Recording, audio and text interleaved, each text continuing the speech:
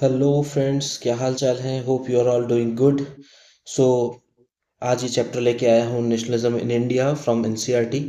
तो ये basically special coverage है एनसीईआरटी का। हाँ, यहाँ मैं थोड़े इनपुट्स आपको ज़रूर दूंगा, कुछ पहले का कुछ बाद का भी, ठीक है। तो ये पार्ट वन है वीडियो का, क्योंकि पार्ट वन इसलिए है क्योंकि अगर मैं लेंदी कर दूंगा वीडियो को तो आप शायद इंटरेस्ट अपना खो सकते हैं। तो बेसिकली हम इसको टू पार्ट्स में डिवाइड करते हैं। हम बेसिकली यहाँ पे नॉन कॉपरेशन मूवमेंट तक हम डिस्कशन करेंगे, ठीक है। जैसा कि आप, अगर आपने पढ़ा होगा, अगर आप इसके गो थ्रू हुए होंगे, तो आप यहाँ देखोगे कि बेसिकली ये जो बुक है एनसीईआरटी की, यहाँ से ये we will pick the story from 1920s and study the non cooperation in civil disobedience movement, ठीक है ना। तो बेसिकली यहाँ पे जो फोकस है वो है नॉन कॉपरेशन मूवमेंट और सिविल डिसोबीडियंस मूवमेंट को लेकर ज़्यादा इसमें फोकस किया गया, ठीक है। तो टॉपिक ही यहीं से स्टार्ट होता है, क्योंकि आप जब एट्थ नाइन्थ में पढ़ते हुए आते हैं तो वहाँ तक आपका बेसिकली इसके पहले का थोड़ा कवरेज हो चुका होता है। तो एनसीईआरटी ने स्मार्टली यहाँ पे भी आपको यहाँ से रूबरू कराना ज़्यादा उचित समझा, ठीक है ना। चलिए, तो ये पहला हम एक राम भरोसे हिंदू हॉस्टल से शुरुआत करते हैं आज, ठीक है। तो 6 अप्रैल 1919 का एक मास प्रोटेस्ट का एक फोटो है स्ट्रीट पे, ठीक है ना। तो ये आप देखिए, अब जो भी डिस्कशन यहाँ पे होगा बेसिकली वो यहीं से स्टार्ट होता है, ठीक है। पर मुझे लगता है कि एक क्विक रिवीजन हमें ले लेना चाहिए कि पीछे क्या हुआ था इसके पहले, ठीक है। इसके पहले बहुत सारे इंसिडेंट्स हुए थे, तो वो मैं आज ऐड ऑन करूँगा इसमें। इसीलिए मैं कह रहा हूँ कि मैं एनसीएम तक ही इसको आज पार्ट वन में कैरी करूँगा, ठीक है। तो हमें पता है 1857 रिवॉल्ट होता है, ईस्ट इंडिया कंपनी का एंड हो जाता है, ठीक है। और वहाँ से ब्रिटिश रूल स्टार्ट होता है 1858 से, ठीक है ना। तो अब वहाँ से हम स्टार्ट करेंगे कि ब्रिटिश रूल आने के बाद बेसिकली जो सबसे एक पहला पड़ाव आता है, जो बहुत पहला इंपॉर्टेंट फेज आता है इंडिया में, वो होता है कि बहुत सारी पार्टीज के बनने के बाद, ठीक है ना। जैसे मद्रास जनसभा वगैरह, बहुत सारी ऐसी कम पार्टीज बनी थी।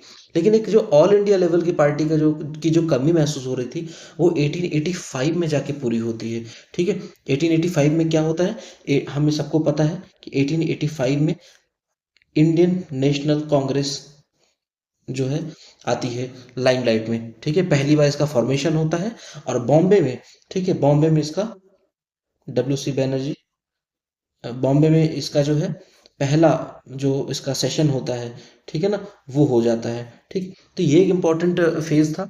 इसके बाद हम धीरे धीरे मूव करते हैं। तो अगर आप देखेंगे इस बीच में ऐसी कोई बहुत इंपॉर्टेंट बात हम डिस्कस करना चाहें तो बहुत कुछ है, क्योंकि कुछ ना कुछ तो होता रहा था। लेकिन 1903 में जाके एक पहला ऐसा फेज आता है जो जहाँ से थोड़ा सा नेशनल मूवमेंट जो होता है ना, वहाँ से थोड़ा जोर पकड़ना शुरू करता है, जब लॉर्ड कर्जन के टाइम पे बंगाल पार्टीशन की बात उठती है, ठीक है ना। तो बंगाल पार्टीशन के समय क्या हुआ कि प्रपोजल, एक ड्राफ्ट बनना शुरू होता है अराउंड 1903 के करीब, और 1905 में बंगाल पार्टीशन की बात आ जाती है, ठीक है ना। 1905 में बंगाल पार्टीशन की बात उठती है कि हमको बंगाल को ईस्ट एंड वेस्ट बंगाल में डिवाइड करना होगा, टू पार्ट्स में, ठीक है। इसका रीजन क्या दिया गया कि एडमिनिस्ट्रेटिव ईज को लेके बोला गया कि इतने बड़े एरिया को हमें मैनेज करने में दिक्कत होती है, तो हम यहाँ से इसको हम पिकअप करेंगे, कि एडमिनिस्ट्रेटिव ईज हमको चाहिए था। ऐसा बोला गया ब्रिटिश इंडिया की तरफ से। पर हुआ क्या, एक्चुअली मेजर रीजन क्या था कि वो बंगाल के जो वहाँ पे एक इंटेलेक्चुअलिटी थी टुवर्ड्स दी फ्रीडम, ठीक है ना, उसको ब्रेक डाउन करना चाहते थे वो। चूँकि ईस्ट बंगाल जो था वो basically majority of the Muslims था, और ये वेस्ट बंगाल अपना हिंदू मेजॉरिटी था, ठीक है। तो यहाँ हिंदू और मुस्लिम यूनिटी को भी डिस्ट्रॉय करने की कोशिश की गई। तो ऐसे दो तीन पॉइंट्स थे जिनको उन्होंने टारगेट किया, और उसका नाम क्या दिया, एडमिनिस्ट्रेटिव ईज का, ठीक है। वहाँ से जब हम आगे बढ़ते हैं तो हमें पता चलता है अब मुस्लिम लीग भी आ चुकी है, ठीक है, 1906। इसके बाद धीरे धीरे आगे बढ़ते हैं तो सबसे एक और मेजर इंसिडेंट होता है कि जो कांग्रेस पार्टी थी, ठीक है, वहां पे जो कॉन्स्टिट्यूशनल अप्रोच था मॉडरेट्स का, उससे अब लोग क्या हो गए, धीरे धीरे कट आउट होना शुरू हो गए कि ये काम नहीं कर रहा है, ऐसा उनको महसूस होना शुरू हुआ। तो तो उनके बीच में दो ग्रुप्स बने। पहला एक था मॉडरेट्स का, एक था एक्सट्रीमिस्ट का, ठीक है। तो जैसे बाल गंगाधर तिलक, ये सब लोग जो थे, लाल बाल पाल, आपने पढ़ा होगा लाल बाल पाल। तो ये जो लोग थे ये एक्सट्रीमिस्ट, थोड़ा सा एग्रेसिव मोड में रहते थे। और मॉडरेट्स जो थे वो बेसिकली उनका था कि हम कॉन्स्टिट्यूशनल मीन्स के थ्रू ही हम अपनी इंडिपेंडेंस की बात करेंगे, अपनी स्वराज की बात करते हैं, ठीक है। तो होता क्या है यहाँ पे कि इनके बीच जो है मनमुटाव हो जाता है कि बंगाल पार्टीशन को मॉडरेट्स चाहते थे कि जो बंगाल पार्टीशन का जब हुआ उस टाइम पे स्वदेशी आंदोलन भी बहुत चले, स्वदेशी मूवमेंट्स चले, ठीक है, बैकआउट मूवमेंट्स चले। तो मॉडरेट्स चाहते थे कि बंगाल तक ही वे, ये जो मॉडरेट्स थे, ठीक है, मॉडरेट्स थे, ये चाहते थे कि बंगाल तक ही रहे सारा कुछ, जो रहे अप टू द बंगाल, ठीक, स्वदेशी बाइकआउट सब बंगाल तक रहेगा, ठीक है। इसके बाद और जो हमारे एक्सट्रीमिस्ट थे, ठीक है ना, एक्सट्रीमिस्ट चाहते थे कि ऑल ओवर इंडिया इसकी प्रेजेंस होनी चाहिए, ठीक है। ये जो मूवमेंट चला है बहुत अच्छा चांस है, इसको हमें टेक ओवर करना चाहिए ऑल ओवर इंडिया तक, और धीरे धीरे हम इससे लोगों को पूरे इंडिया को यूनाइट करेंगे अगेंस्ट द ब्रिटिश रूल, ठीक है। तो इस बात को लेकर यहाँ पे थोड़ी सी इनके बीच में डिस्कशन हुई, इस पे थोड़ा सा इनके बीच में आपसी मनमुटाव हुआ, डिसअपॉइंटमेंट हुई जिसे कह सकते हैं। एक्सट्रीमिस्ट ने यहाँ पे एक रोल प्ले किया, यहाँ पे एक सूरत स्प्लिट हो गया। दैट सूरत स्प्लिट कब हुआ था? 1907, 1907 सूरत सेशन हुआ था एक, तो इसको नाम दिया गया सूरत स्प्लिट का, ठीक है। अब यहाँ से हम धीरे धीरे आगे बढ़ते हैं तो 1911 की बात आ जाती है, जहाँ पे बंगाल रीयूनाइट होता है, ठीक है, बंगाल रीयूनाइट हो जाता है। और क्या होता है? कैलकाटा, ठीक है, दैट टाइम ऑफ कोलकाता, तो कोलकाता, दैट टाइम कोलकाता से कैपिटल, कैपिटल कहाँ आ जाती है हमारी? दिल्ली आ जाती है, ठीक है। कब आती है? 1911, ठीक है। आप लोग डेट्स याद रखना धीरे धीरे, क्योंकि ये हैबिट होनी चाहिए आपकी कि आपको डेट्स याद रहनी चाहिए, ठीक है ना। अब हम धीरे धीरे हम आगे बढ़ रहे हैं, ठीक है। आप लोग यहाँ से कैच करते चलिएगा कि यहाँ पे 1920 से बेसिकली हम बात करना शुरू करेंगे। अभी बेसिकली हम चंपारण से थोड़ा फोकस ज़्यादा करेंगे, ठीक है ना। अब सिनेरियो देखो, आप हिस्ट्री की खूबसूरती देखो कि धीरे धीरे किस तरह से चीज़ें बदलती हैं और लोग अब अपनी इंडिपेंडेंस को लेकर कितने ज़्यादा सीरियस होते चले जा रहे हैं, ठीक है। यहीं पे क्या होता है, एक बढ़िया घटना हो जाती है देश में। क्या होता है? 1915, 1915 में गांधी जी रिटर्न करते हैं साउथ अफ्रीका से, ठीक है। साउथ अफ्रीका में आप जानते हैं ना, लेबरर्स को लेकर उन्होंने अच्छा प्रोटेस्ट किया था, ठीक है। बहुत सारे इश्यूज थे, रेस्ट्रेशन को लेकर इश्यूज थे, बहुत सारे थे, उनकी उनकी वेजेस को लेकर इश्यूज थे, जिसके लिए गांधी जी ने वहां पर सत्याग्रह किया था। अब वो आते हैं इंडिया, ठीक है, इंडिया आते हैं, ठीक। अब इंडिया में ये दौर कौन सा था? आप देखो, इंडिया का ये जो टाइम पीरियड चल रहा है, ये होम रूल लीग का, ठीक है ना। होम रूल, आयरिश मूवमेंट्स याद होंगे आपको कुछ, अगर नहीं पता हो तो आप जान लीजिए कि आयरिश मूवमेंट्स चलते थे, वहाँ पे होम रूल लीग चलते थे, होम रूल लीग, उसको ही यहाँ पे कॉपी किया गया एक तरह से इंडिया में, होम रूल लीग, ठीक है। होम रूल लीग 1916 में फॉर्म हुआ, ठीक है। अप्रैल में जो हुआ वो तिलक जी का था, तिलक, बाई तिलक। और सितंबर 1916 में बाई एनी बेसेंट, ठीक है ना, एनी बेसेंट, ठीक। 1916 सितंबर में एनी बेसेंट और अप्रैल में, देखिए मोटिव दोनों का एक था, दोनों होम रूल लीग थे, लेकिन चूंकि इनके जो थोड़े से अपने थॉट प्रोसेस थे ना, उसमें थोड़ा बहुत अंतर था, ज़्यादा नहीं था। तो वो नहीं चाहते थे कि कुछ ऐसा हो कि हम आपस में ही कहीं टकरा जाएं, तो इनके काम साथ में कर लेते थे, ठीक है। लेकिन इनके अपने अपने होम रूल लीग थे और एरिया भी उनका अपना अपना डिवाइडेड था, ठीक है। ये लोग अपना अपना काम करते थे। तो अप्रैल में तिलक एंड देन सितंबर में एनी बेसेंट का अपना होम रूल लीग बन गया, ठीक। यहाँ से देखिए, यहाँ से अब देखिए कहानी मोड़ लेना शुरू होती है। गांधी जी थोड़ा सा कम प्रेफर कर रहे थे होम रूल लीग को, वो थोड़ा सा इसके मतलब अगेंस्ट नहीं कह सकते, उनको ये मतलब ये फिलॉसफी थोड़ा सा कम जची, ठीक है। वो अभी भी अपने ही फिलॉसफी पे थे, कौन सा? सत्याग्रह, ठीक है। तो 1916 में होता है, 1917 आते आते क्या हो जाता है, राजकुमार शुक्ला जी थे एक, राजकुमार शुक्ला, राजकुमार शुक्ला, ठीक है ना। ये क्या करते हैं, गांधी जी को कहाँ ले जाते हैं? चंपारण, ठीक है, चंपारण, मतलब ऐसे नहीं उठा के ले जा रहे हैं गांधी जी को, इन्होंने इनवाइट करा था, ठीक है। तो गांधी जी को इन्होंने इनवाइट करा था कि इंडिगो प्लांटेशन जो हो रही है, इंडिगो प्लांटेशन जो हो रही है, वहां पे वेजेस को लेकर इनके जो टैक्सेस को लेकर और प्लांटेशन को लेकर कुछ इश्यूज थे। वहां पे एक इशू चल रहा था कि 3/20 रूल, जिसे कहा गया तिन कथिया सिस्टम।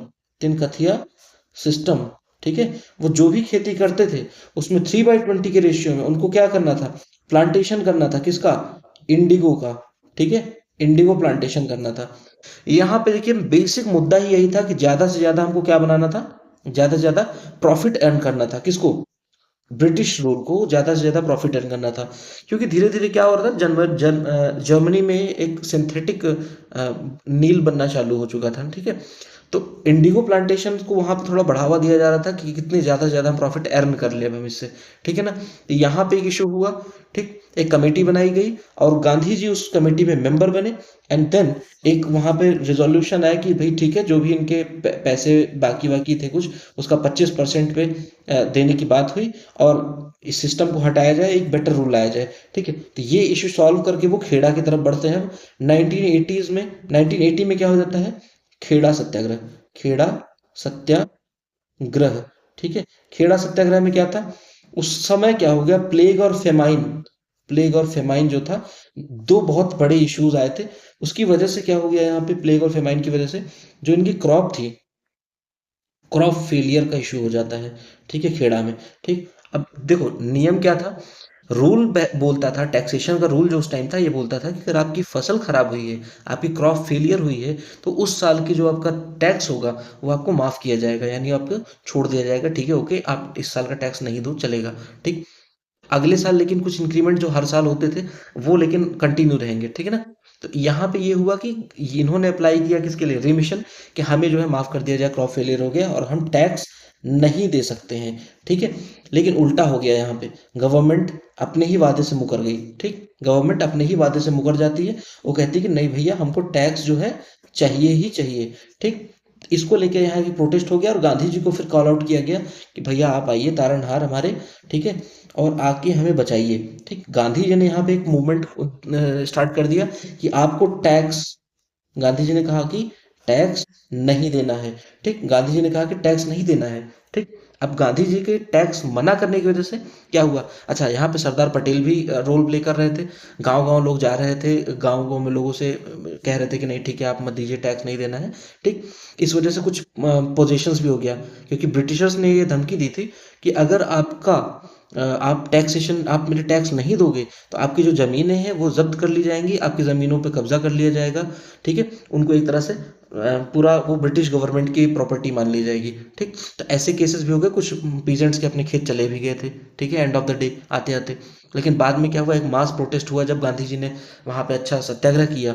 तो हुआ क्या कि इनकी जो टैक्सेशन थी वो भी माफ कर दी गई, नेक्स्ट ईयर का इंक्रीमेंट भी माफ हो गया और धीरे धीरे क्या हो गया, इनको बोला गया कि इनकी जो प्रॉपर्टीज थी, प्रॉपर्टीज वो वापस कर दी गई, रिटर्न बैक, ठीक है। प्रॉपर्टीज रिटर्न बैक कर दी गई थी, ठीक। अब यहाँ पे आप समझ गए इतना। अब देखिए नॉन कॉपरेशन मूवमेंट की जड़ क्या थी। मुद्दे की बात यह है कि नॉन कॉपरेशन हमने पढ़ना शुरू कर दिया, ठीक है। अब जड़ क्या थी यहाँ पे, हम धीरे धीरे इसको हम देखना शुरू करते हैं, ठीक है। अभी कैसे स्टार्ट हुआ है देखते हैं, ठीक। चलिए हम चले आते हैं। पहली बात तो एक बड़ा मेन इशू था उस टाइम पे, वर्ल्ड वॉर का, फर्स्ट वर्ल्ड वॉर स्टार्ट हुआ था, ठीक है। इंडिया में फोर्स रिक्रूटमेंट हो रही थी, ठीक है, रूरल एरियाज में बहुत वाइड स्प्रेड एंगर आ गया था इसके खिलाफ, ठीक है ना। और इसी टाइम पे बहुत सारे क्रॉप फेलियर्स भी हुए थे, ठीक है, शॉर्टेज ऑफ फूड हुई। देखिए कहीं भी अगर लड़ाई होगी तो क्या होगा, शॉर्टेज ऑफ फूड होगा, एपिडेमिक्स भी आती हैं, ठीक है। उस टाइम पे ये बड़ा कॉमन हुआ करता था, एपिडेमिक्स, इन्फ्लुएंजा ऐसे बहुत तेजी से फैलता था, ठीक है, क्योंकि इतने वैक्सीनेशन नहीं हुआ करते थे उस टाइम पे, ठीक। क्लियर है आपको? तो यहाँ से शुरू होती है मेन लड़ाई झगड़े की जड़, ठीक। अब हुआ क्या, फोर्स रिक्रूटमेंट हुए, गांधी जी एग्री हो गए थे कि चलो ठीक है भाई हम लोगों को भेजेंगे। लालच की बात क्या थी यहाँ पे, कांग्रेस के लिए लालच की बात थी कि कि ब्रिटिशर्स जो थे वो एग्री किस बात पे हुए, कि एक हाथ लेना, यानी आर्मी में रिक्रूटमेंट दो और हम इंडिपेंडेंस, इंडिपेंडेंस को लेकर सोचेंगे, ठीक है। एक आपसी यहाँ पे क्या हुई, डील की बात बनी कि इस तरह से। तो कांग्रेस को लगा चलो भाई हो सकता है कल को इनको जो है लगता है कि भाई चलो ठीक है हम आपको आज़ादी दे देते हैं, ऐसा कुछ इन्होंने सोच लिया, जो कि भ्रम ही था। खैर मैं तो होता तो बिल्कुल यकीन नहीं करता, चलो ठीक, ठीक है ना। यहाँ से यहीं से मेन इश्यूज स्टार्ट हो जाते हैं। महात्मा गांधी रिटर्न करते हैं इंडिया में कब? जनवरी 1915। ठीक है, इंडियन वर्कर्स का वहाँ पे जो प्रोटेस्ट था उसको रन कर रहे थे गांधी। अब गांधी जी यहाँ पे जब आते हैं, इन्होंने क्या है, मास एजिटेशन। अब सब फेमिलियर थे उस टाइम तक, ठीक है, गांधी के आइडिया ऑफ सत्याग्रह से ऑल ओवर, मतलब जहाँ तक इंडिया जो था वो तो बिल्कुल भी अवेयर हो चुका था। ठीक है, गांधी जी बिलीव करते थे कि दिस धर्म ऑफ द नॉन वायलेंस, ठीक, कुड यूनाइट ऑल इंडियंस। उनको लगा कि इस तरह से हम नॉन वायलेंस को हम क्या कर सकते हैं, इसके थ्रू हम इंडियंस को यूनाइट कर सकते हैं। ठीक है, वहीं पे क्या हो जाता है 1917 में, ट्रेवल करते हैं चंपारण बिहार, ठीक है, फिर खेड़ा सत्याग्रह डिस्ट्रिक्ट गुजरात। इसके बाद अहमदाबाद में स्ट्राइक भी हो जाती है 1918 में। ठीक है, वहाँ भी सेम था, वेजेस को लेकर लड़ाई हो रही थी। ठीक है, तो अहमदाबाद में स्ट्राइक भी होती है। वो गांधी जी मतलब went to Ahmedabad to organise the satyagraha movement against the cotton mill workers. ठीक है, तो वहाँ भी कॉटन मिल वर्कर्स को इशू था कि भाई हमारे जो प्लेग वेग का था, इस चक्कर में हमें बोनस मिलना चाहिए था, बोनस से कंपनी ने मना कर दिया। ठीक है, जो मिल था वो उसने मना कर दिया। तो इनमें एक गुस्सा आ गया कॉटन मिल वर्कर्स में कि हमको हमारी जो वेजेस थी वो तो ठीक है, हमारा बोनस हमको चाहिए। ठीक, यहाँ पे गांधी जी ने इनको सपोर्ट किया और इनके वेजेस में के लिए बात करी और काम बन गया। ठीक, अब देखिए मेन मुद्दा क्या हो जाता है, मेन मुद्दा 1919 में आके अटक जाता है। यही सबसे बड़ी फसाद की जड़ इंडिया में खड़ी होती है, जिसको लेके बहुत बड़े बड़े राइटर्स ने, यूरोपियंस, इंडियंस, बहुत बड़े राइटर्स ने कहा था कि एक्चुअली यहाँ जो इंसिडेंट्स होता है 1919 में, ठीक है, वो मेन रीजन था ब्रिटिश गवर्नमेंट की असलियत को सामने लाने का। ठीक है ना, एंड ब्रिटिश गवर्नमेंट इंडियंस के लिए बिल्कुल भी फेवर में नहीं थी, ये बात यहाँ से साबित हो जाती है। और यहीं से ब्रिटिश गवर्नमेंट के लिए आफत की शुरुआत हो जाती है बेसिकली। ठीक है ना, अभी तक तो जो चल रहा था, चलिए इकलौता मतलब इधर उधर चल रहा था। चलो चंपारण में हो गया, ठीक है, खेड़ा में हो गया, अहमदाबाद में स्ट्राइक हो गई। ठीक, ये सब चीज़ें क्या होती है, जैसे होता नहीं देश में अलग अलग जगहों पे कुछ ना कुछ स्टेट्स में होता रहता है, ये तो ठीक था। एक जो मास एजिटेशन उठता है, एक मास एंगर जो आता है इंडियंस में, वो यहीं से उठता है। ठीक, जब क्या होता है, जब रोलैट एक्ट आता है, रोलैट एक्ट आता है, यहीं से सबसे बड़ी इश्यू की शुरुआत हो जाती है। ठीक है, अब आपको यहाँ देखने को मिलेगा कि यहीं पे इंडियंस बेसिकली यूनाइट होते हैं। यहीं पे इंडियंस एक एक सिंगल पर्पस के लिए इकट्ठा होते हैं, और यहीं पे इंडियंस सबसे ज्यादा गुस्से में अपनी अपने हक के लिए लड़ने के लिए आते हैं। ठीक, चलिए अब यहाँ हम आगे देखते हैं होता क्या है। रोलैट एक्ट जो आता है वो ये बोलता है कि अगर कोई इंडियन या कोई प्रोटेस्टर है या कोई नेशनलिस्ट है, जो भी है, अगर वो पकड़ा जाता है, ठीक है, अगर उसके ऊपर कोई चार्जेस लगाए जाएंगे तो उसकी कोई सुनवाई नहीं होगी। ठीक है ना, उसकी कोई सुनवाई नहीं होगी, ना उसके अरेस्ट होने पर कोई वारंट होगा, मतलब बिना वारंट के आपको अरेस्ट हो जाना होगा। ठीक है ना, ऐसे मतलब ऐसे ऐसे रूल बनाए गए थे कि अगर आप आज सुनोगे तो आपको लगेगा कि यार ये तो मतलब गजब ही है। मतलब उस टाइम पे अगर ब्रिटिश चाहते थे जो कर सकते थे करते थे। ठीक है ना, तो ये बहुत गलत बात हो गई 1919 में। एक रूल ऐसा जो आपको बिल्कुल भी राइट नहीं देता है कि आप अपने खिलाफ, अगर आपके खिलाफ कोई चार्जेस लगे हैं, आपके अगेंस्ट कोई चार्जेस लगे हैं, तो आप अपनी उसके लिए कहीं अपील कर पाओ। ठीक है, इसके लिए कोई लीगल फ्रेमवर्क नहीं था, आपको कोई लीगल सपोर्ट नहीं मिलेगा, आपको कोई वारंट नहीं दिया जाएगा आपके अरेस्ट होने पे। ठीक है, और आपको बिना ट्रायल के 2 साल जेल की सजा। ठीक, समझ रहे हो आप, मतलब आपकी कोई गलती सुनी नहीं जाएगी, आपने किया है नहीं किया है कोई मतलब नहीं। ब्रिटिश को अगर लग गया, ब्रिटिशर्स को, कि भैया आपको जो है हम जेल में डालेंगे, हमको लगता है आपने गलत किया है, तो आपको आपके पास कोई राइट ही नहीं है। ठीक है, एक ब्लैक एक्ट बनाया गया था। ठीक है, और एक इसका हेड कौन था, रोलैट कमीशन बना था, इन्होंने ही सजेस्ट किया था ये। ठीक है, इसको हेड कर रहे थे एक ब्रिटिश जज थे, सर सिडनी रोलैट। ठीक है ना, तो सिडनी रोलैट नाम आप नोट कर सकते हो, शायद दिया नहीं है, सर सिडनी रोलैट। ये क्या थे, रोलैट कमीशन, रोलैट कमीशन, इन्होंने रिकमेंडेशंस दी थी। ठीक है ना, आप ये याद रखना, इनकी ही रिकमेंडेशन पे सारा काम हुआ था। क्लियर, तो यहाँ पे कोई ट्रायल नहीं होगा। ठीक है, इसके लिए आपके पास कोई मतलब राइट्स ही नहीं है। अगर आपको पकड़ लिया गया, no chance to the fielders, the ball is going for boundary for 4 runs. ठीक है, कोई मतलब नहीं, आप कोर्ट में अपील नहीं कर सकते थे इसके लिए। ठीक है, और खास बात ये थी कि इंडियन एविडेंस एक्ट आ चुका था, और इंडियंस एविडेंस मतलब उसमें आप इंडियन एविडेंस एक्ट का कोई हवाला नहीं दे सकते थे कि आप इस एक्ट का सहारा लेके आप कोई अपने अपने लिए कुछ मतलब अपने को सेव करने के लिए आप कुछ भी नहीं कर सकते थे। Nothing, zero, null and void. ठीक है, तो इसको लेकर एक मास स्ट्राइक हो गया, सत्याग्रह उठता है जिसे बोला गया रोलेट सत्याग्रह। गांधी जी यहाँ पे बेसिकली बेहद एग्रेसिव मूवमेंट मूड में आए थे। ठीक है ना। चलिए अब यहाँ हम देखते हैं आपकी कि प्रपोज्ड, देखिए बेसिकली एनसीईआरटी पे बेस्ड है ना, तो मैं आपको इसीलिए हाईलाइट पहले से करके लाया हूँ क्या चीज़ें हैं। Proposed Rowlatt proposed Rowlatt act 1919, ठीक है, pass to the imperial legislative council despite the unite opposition of the Indian members. देखो उस टाइम पे इंडियन मेंबर्स थे, बट क्या हुआ, वो माइनॉरिटी में हो गए। ठीक है, और तब भी उनके होते हुए भी लॉ क्या हो गया, पास हो गया, हो जाता है। ठीक है ना। पॉलिटिकल एक्टिविटीज को, बेसिकली यहाँ था कि पॉलिटिकल एक्टिविटीज को सप्रेस करना। ठीक है, और पॉलिटिकल प्रिजनर्स को डिटेन करना था, अलाउ कर दिया गया पॉलिटिकल प्रिजनर्स को detain without trial for the 2 years. ठीक है ना।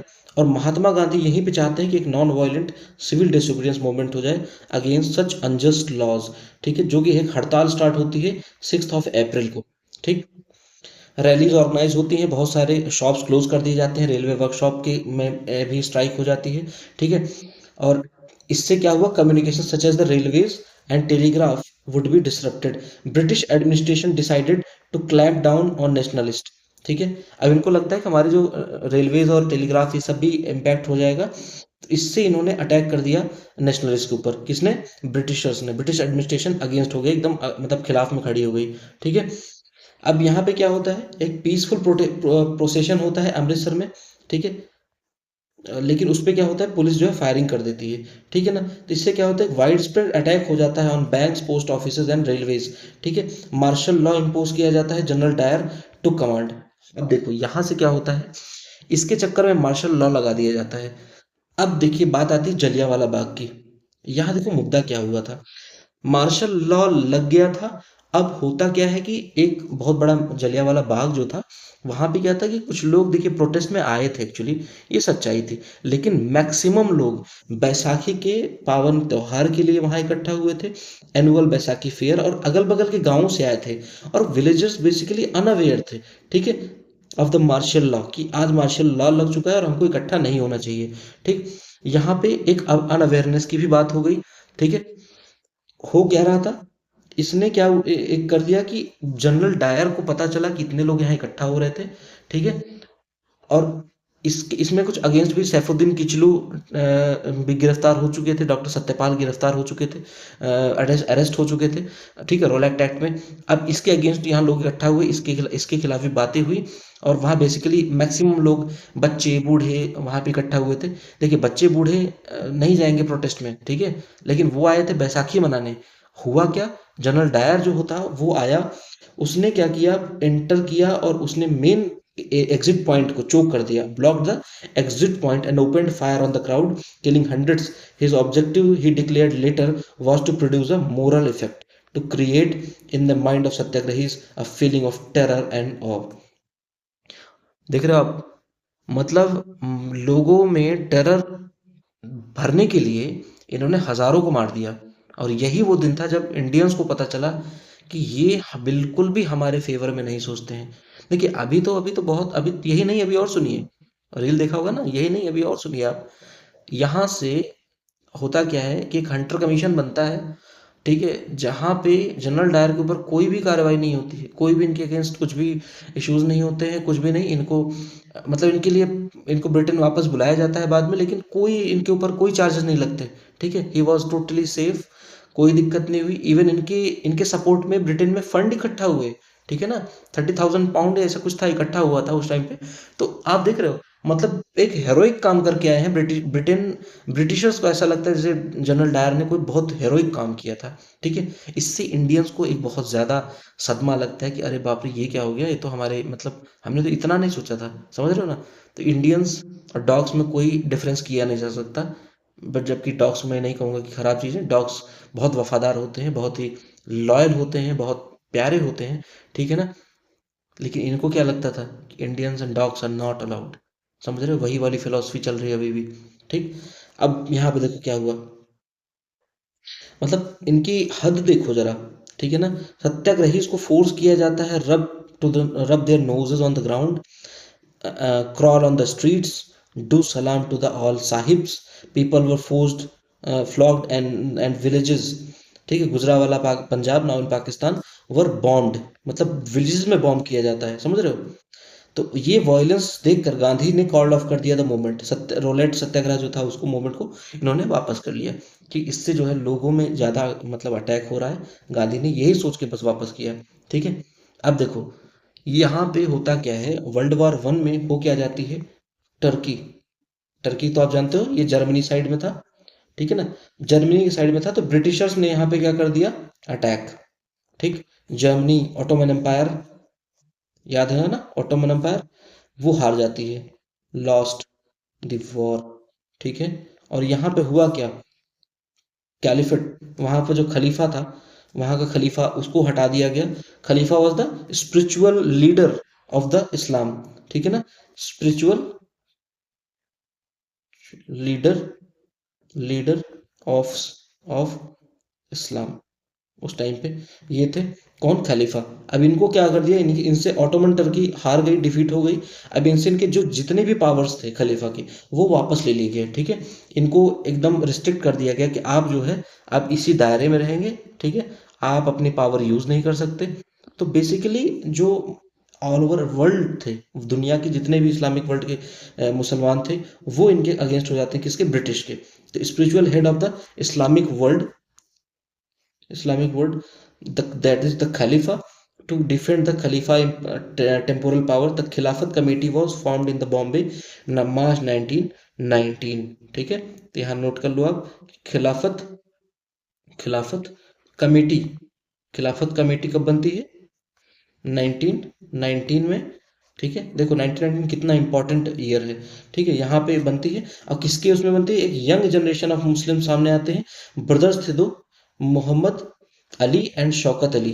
इन्होंने क्या किया, मोहम्मद अली एंड शौकत अली ने, इन्होंने ही खिलाफत कमेटी का जो है को लीड किया, और गांधी जी से जाके मिलते हैं कि हमको भी आपका सपोर्ट चाहिए to united mass action on the issue, ठीक है। तो गांधी जी को यहाँ पे क्या लगता है कि गांधी जी को लगता है कि यार ये तो अच्छा मौका है हिंदू और मुस्लिम्स को यूनाइट करने का, ठीक है। हिंदू तो बेसिकली है ही है मास एजिटेशन में आफ्टर द जलियांवाला बाग, खिलाफत एजुटेशन को भी हम इसमें ऐड ऑन करते हैं, तो नॉन कॉपरेशन एंड खिलाफत दोनों को एक साथ लेके चलते हैं। इससे हिंदू और मुस्लिम यूनाइट होकर ब्रिटिशर्स के अगेंस्ट प्रोटेस्ट करेंगे और अपनी लड़ाई लड़ेंगे, ठीक है ना। अब यहाँ क्या होता है, एक सेशन होता है, Calcutta session of the Congress, सितंबर 1920। ही convinced other leaders of the need to start a non cooperation movement in the support of खिलाफत as well as for swaraj, ठीक, समझ में आया आपको। अभी यहाँ पे देखिए कन्विंस हो गए सब लोग, एकदम एक दूसरे के साथ खड़े होना शुरू हो गए, ठीक। अब होता क्या है कि नॉन कॉपरेशन मूवमेंट यहीं आके खिलाफत के साथ ऐड ऑन हो जाता है, खिलाफत मूवमेंट जुड़ जाती है यहाँ पे आके, ठीक है। इससे क्या होता है कि थोड़ा सा एक बेटर बेटर अप्रोच आ जाता है नेशनलिस्ट मूवमेंट में, ठीक है ना। नेशनलिस्ट मूवमेंट में एक बेटर अप्रोच आ जाता है, ठीक। अब यहाँ पे क्या होता है,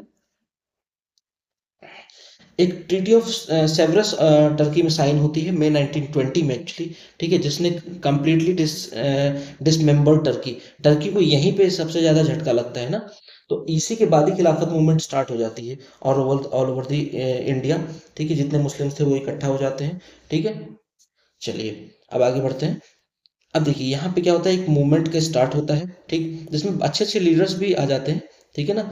यहाँ पे अली ब्रदर्स के साथ गांधी तो थे ही, साथ में आचार्य नरेंद्र देव, सी आर दास, लाला लाजपत राय, जाकिर हुसैन, सुभाष बोस, ठीक है।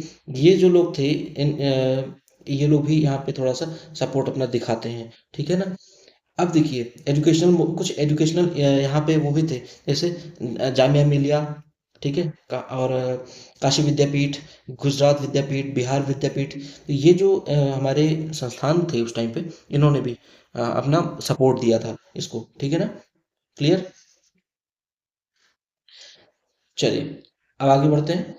देखिए यहाँ पे क्या हुआ, नॉन कॉपरेशन ही क्यों, वाई नॉन कॉपरेशन, ठीक है ना। गांधी जी कहते हैं, अपनी एक फेमस किताब थी उनकी Hind Swaraj 1909, Gandhi ji declared that British rule was established in India with the cooperation with the cooperation of Indians. ये बात बहुत हद तक सही है, ठीक है ना। और वो सरवाइव कर जाते हैं only because of this corporation.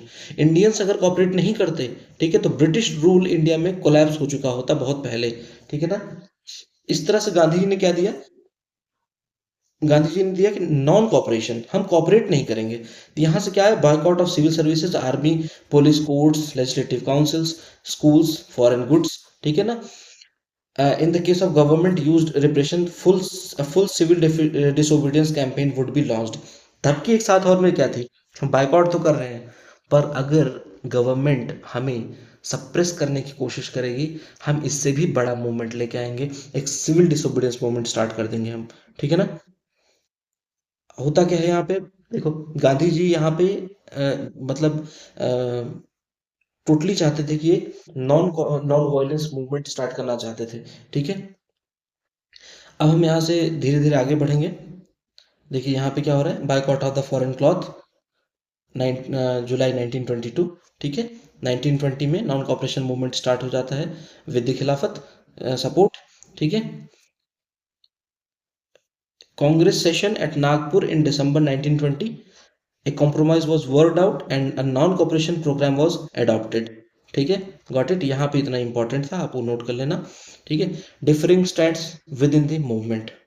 अब देखो, मूवमेंट, देखिए जब भी कोई मूवमेंट होता है तो जरूरी नहीं कि सभी लोग का वहां पे हो, हर सेक्शन का अपना अपना रोल होता है, ठीक है ना। जैसे मिडिल क्लास का अपना, ठीक है, स्टूडेंट्स का अपना, पीजेंट्स का अपना, बिजनेस क्लास का अपना, ठीक। अब देखो यहाँ पे हम नोट करेंगे कि कैसे कैसे यहाँ पे देखो थोड़ा सा एक मूवमेंट को यहाँ सपोर्ट मिला था, ठीक है। कुछ लोग सपोर्ट करते हैं, देखो कुछ लोग नहीं करते, कभी भी कुछ होता है ना। जैसे अपने देश में एनआरसी हुआ, बहुत सारे ऐसे भी चीज़ें हुई, किसान किसान बिल आया था, तब भी ये इशू हुआ था कि भाई कुछ देश के कुछ किसान नहीं उठे, ठीक है। पंजाब के किसान और हरियाणा किसान ने वहाँ प्रोटेस्ट कर दिया। कुछ कुछ और जगहों पे हुआ, लेकिन मेजरली देखोगे आप तो साउथ साउथ के साइड में नहीं हुआ। तो जरूरी नहीं कि कोई चीज़, हर चीज़ सबको खराब लगे और हर चीज़ सबको सही लगे, ऐसा भी होता है ना। तो वही चीज़ यहाँ पे भी हुआ, मूवमेंट हुआ तो मूवमेंट हुआ, टाउन्स में हुआ, ठीक है। लेकिन यहाँ पे भी बहुत सारे गेम थे। जैसे एक गेम यहाँ पे देखो आप, जस्टिस पार्टी थी एक, ठीक है ना। यहाँ पे क्या हुआ, the party of the non Brahmins. इनको क्या लगा, इनको अपना, इन्होंने अपनी रोटी सेकनी चाहिए। कैसे, इनको लगा कि अब हम काउंसिल में एंटर कर सकते हैं, हम बायकॉट नहीं करते हैं, इस तरह से हम हमको कुछ पावर्स मिल जाएंगे, स्पेशली कम से कम कुछ तो पावर मिल जाएंगे ऐसी जगहों पे जहाँ पे usually only Brahmins has had access to, ठीक है। इन्होंने अपना सोचा, ठीक। देखो यहाँ पे क्या हुआ, फॉरेन गुड्स का बायकॉट हुआ हुआ लिकर शॉप को भी मतलब बायकॉट हो गया, फॉरेन क्लॉथ को जलाया गया। इससे क्या हुआ, देखो, import of the foreign cloth halved between 1921 and 22, value dropping from 102 crores to rupees 57 crores, ठीक है ना। कितना बड़ा डिफरेंस आया, देखो, देख रहे हो आप। एक सिंपल सा मूवमेंट स्टार्ट हुआ, नॉन कॉपरेशन, हमें सिर्फ कॉपरेट नहीं करना था, और ब्रिटिशर्स की ये हालत हो गई, सीधे हाफ 50% ऑफ लॉस, समझ रहे हो ना आप। और उस टाइम पीरियड में 57 करोड़ पे आना, इतना 50% करोड़ में लॉस, आप समझ सकते हो कितना बड़ा लॉस था। आज के टाइम में मत सोचो आप उस टाइम में सोचो जब आप एक छोटे से सिक्के से शायद आप शायद महीना चला सकते थे, समझ रहे हो ना। तो आप उस टाइम पीरियड का कैलकुलेशन देखो। हम्म देखो, अब यहाँ पे क्या हुआ, खादी क्लास को खादी क्लास मतलब खादी तो क्लॉथ्स यहाँ इंडिया में बन रहे थे। दिक्कत क्या हो जाती है कि खादी क्लॉथ्स जो थे वो एक्सपेंसिव बहुत ज़्यादा थे, ठीक है ना। और मास प्रोड्यूस्ड मिल्क क्लॉथ जो थे वो पुअर्स अफोर्ड कर सकते थे, बाई कर सकते थे, पर खादी क्लॉथ्स को वो इतने इजीली नहीं परचेज कर सकते थे ना। तो क्या मिल बायकॉट इतना देर तक चल सकता था, नहीं हो पाया। हुआ क्या, mill boycott, similar the boycott of the British institutions posed a problem, ठीक है ना। For the movement to be successful, alternative Indian institutions had to be set up so that they could be used in the place of the British ones, ठीक है ना। And these were slow to come up।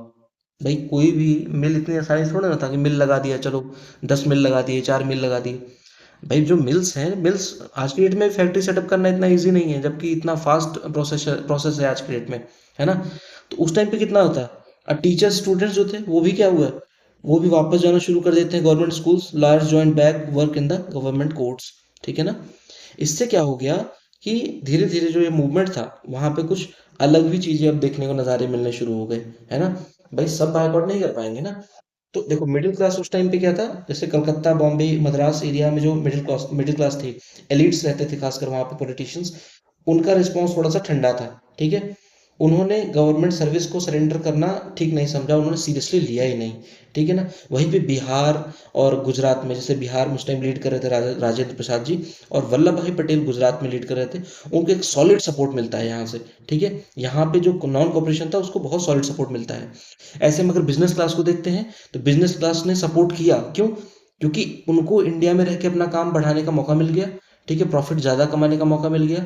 उनको export के जो heavy tariffs थे उससे बचने का मौका मिल गया, इंडिया में सामान बेचने का मौका मिल गया, ठीक है। इससे वो पूरे तरह से सपोर्ट में आ गए, ठीक है।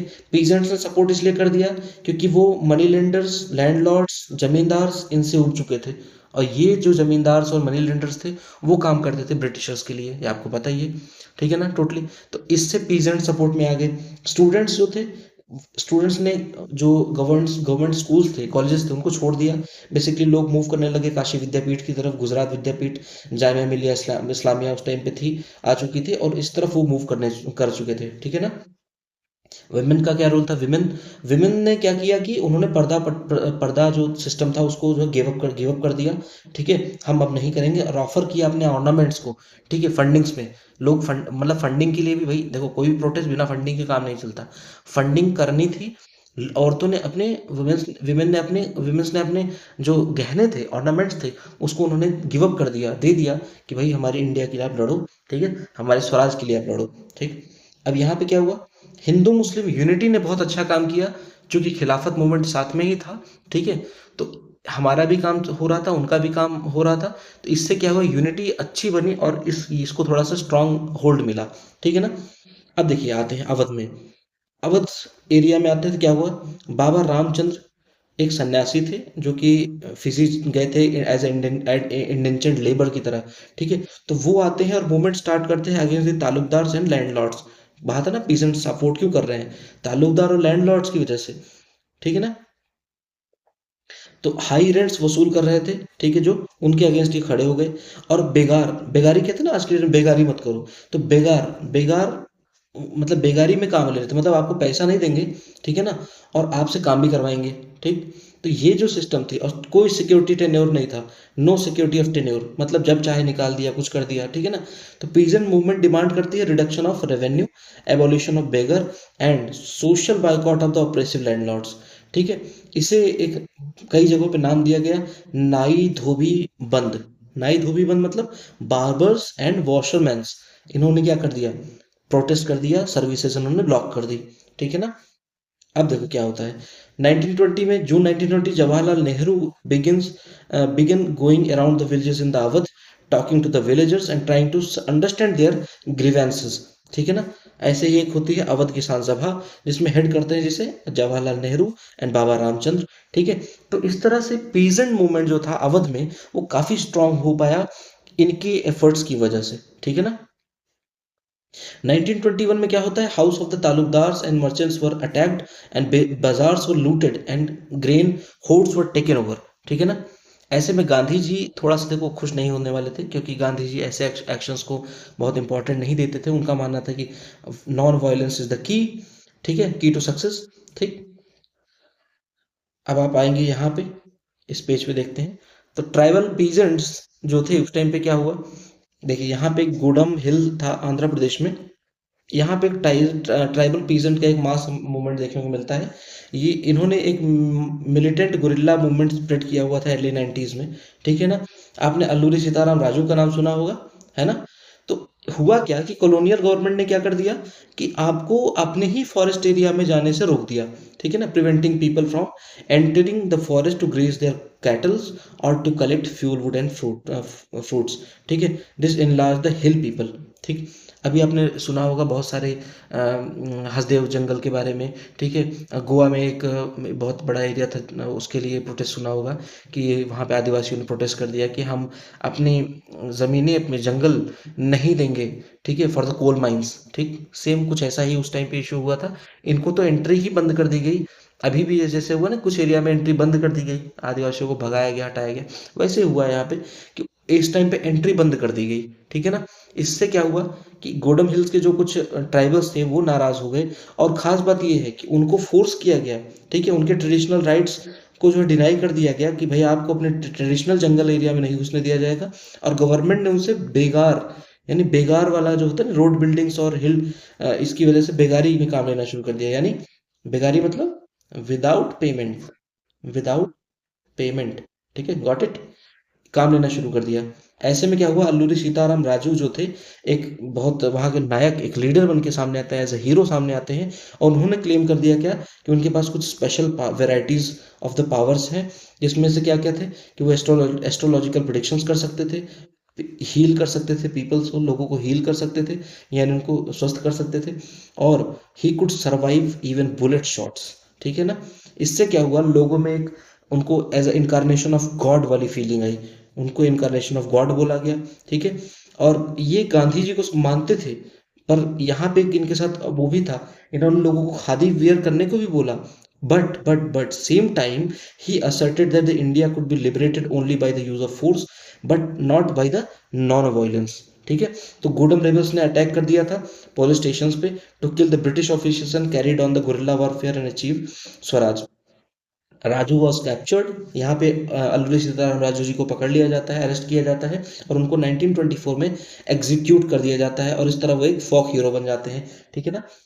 आपने देखा होगा महात्मा, सॉरी, नरेंद्र मोदी जी ने भी अल्लूरी सीताराम राजू जी का एक स्टैचू इनॉग्रेट हुआ था, तो वहाँ पे भी बहुत चर्चा में ये आया था।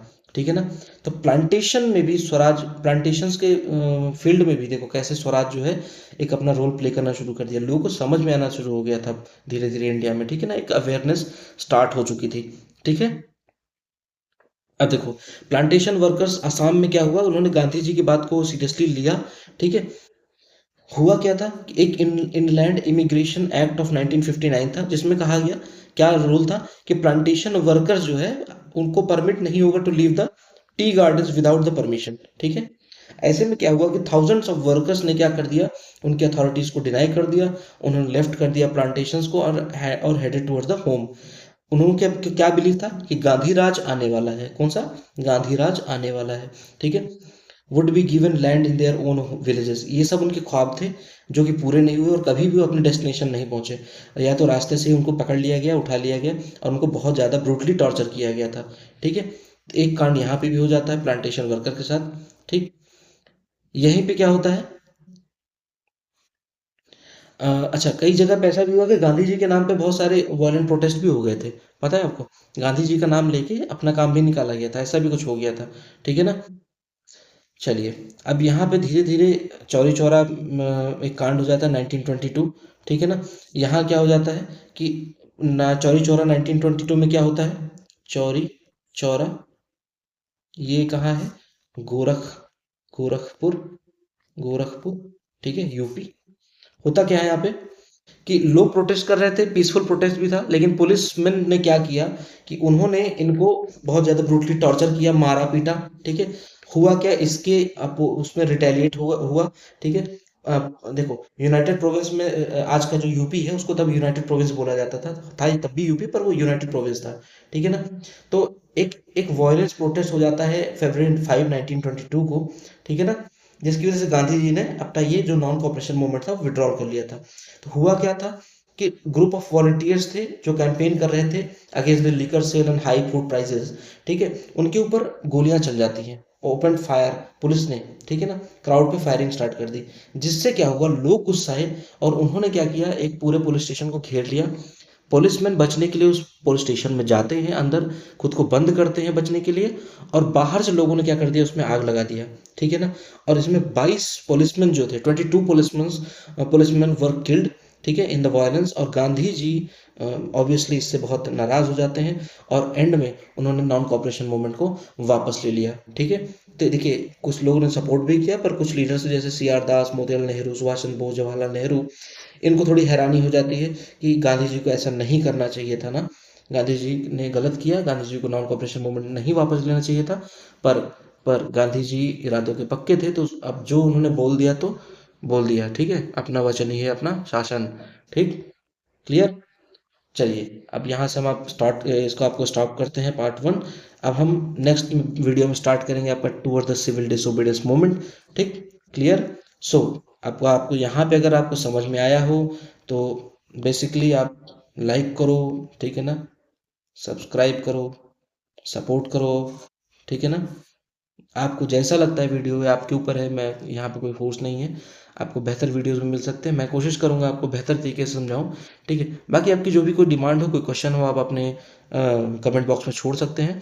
वहाँ से अगर मैं मुझे कमेंट बॉक्स में दिखेगा तो मैं ज़रूर से ज़रूर अगली वीडियो में डिस्कशन करूँगा, आपके डाउट्स भी क्लियर करूँगा। ठीक है, कोई नहीं। Good night, take care. ठीक है, बढ़ते रहिए, पढ़ते रहिए, मौज में रहिए।